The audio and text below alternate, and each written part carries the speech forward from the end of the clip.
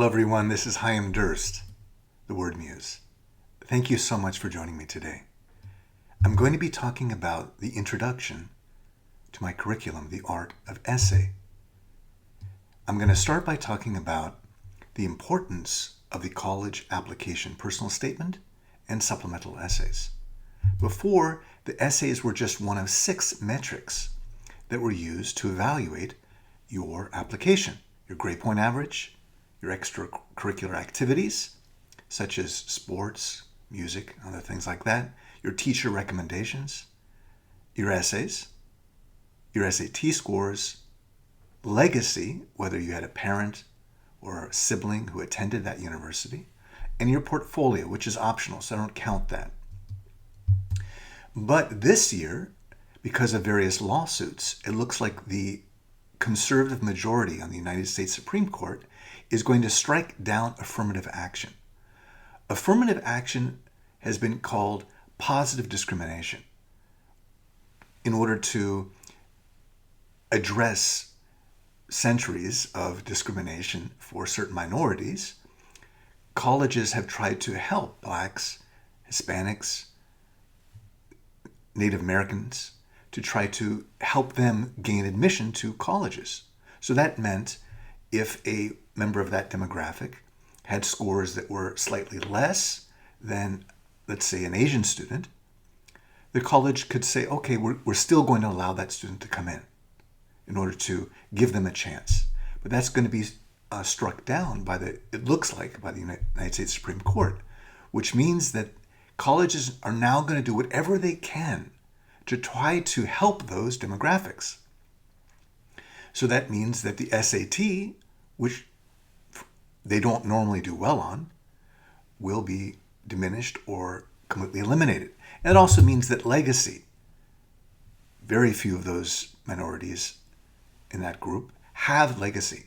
And therefore, by eliminating these 2 factors, colleges can now legally help those members of that demographic group. So that means that the remaining metrics the college uses are just your grade point average, your extracurricular activities, your essays, and a portfolio. So now your essays are one of 4 key metrics the college is going to use. And it's the only one that allows you to directly communicate to the college admissions officer. Numbers can impress. Your grades, okay, they look good. And recommendations, those are in other people's words. But your essays can move the reader. They can convey the depth of your heart and your mind more directly than anything else that you supply them with. After 22 years of doing this work and working on tens of thousands of essays, I found that there are 3 key elements in all successful college application essays. I'm going to be covering the first of them here in this video, and then others in subsequent videos. First is vulnerability. One reason this curriculum is called The Art of Essay is that I model it on Sun Tzu's The Art of War, and his admonition to appear weak when you are strong and strong when you are weak resonates very deeply with me. Showing vulnerability, being willing to discuss a failure or a setback, reveals great strength.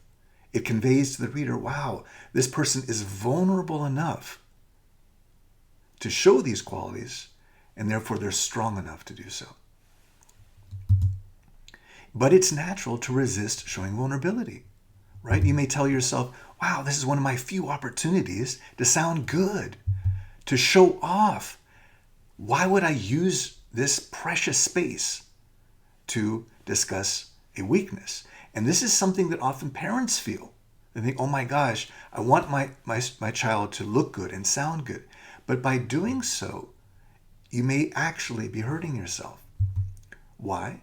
Because you're up against, in some cases, 30,000 other applicants to the same university. And the majority of those students are going to be writing essays in which they tout a success. They're going to use their essays as a brag sheet. So if you simply avoid that pitfall and discuss how you grew through a mistake, how you grew through a challenge, you'll rise to the top. I understand that it's hard to show vulnerability, but I need you to trust me that it is the most effective way to move the reader.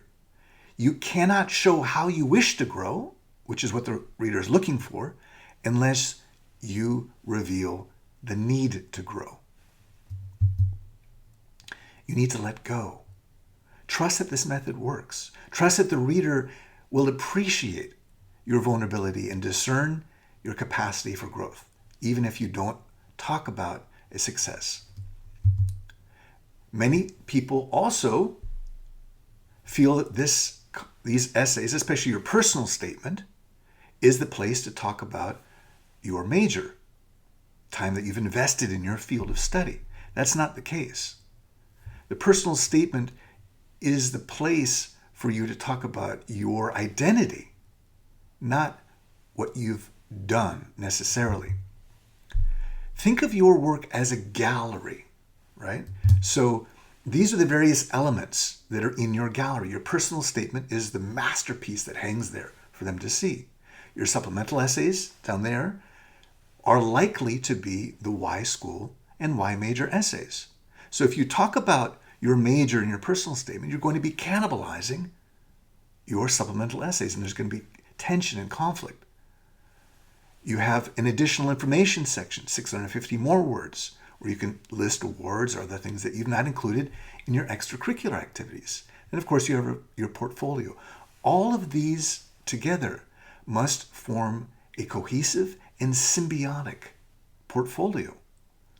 In order to see this in its entirety, sometimes you need to step back and say, okay, is it helpful for me to be talking about my sports or music or my art in my personal statement? Probably not, because you will need to do so elsewhere.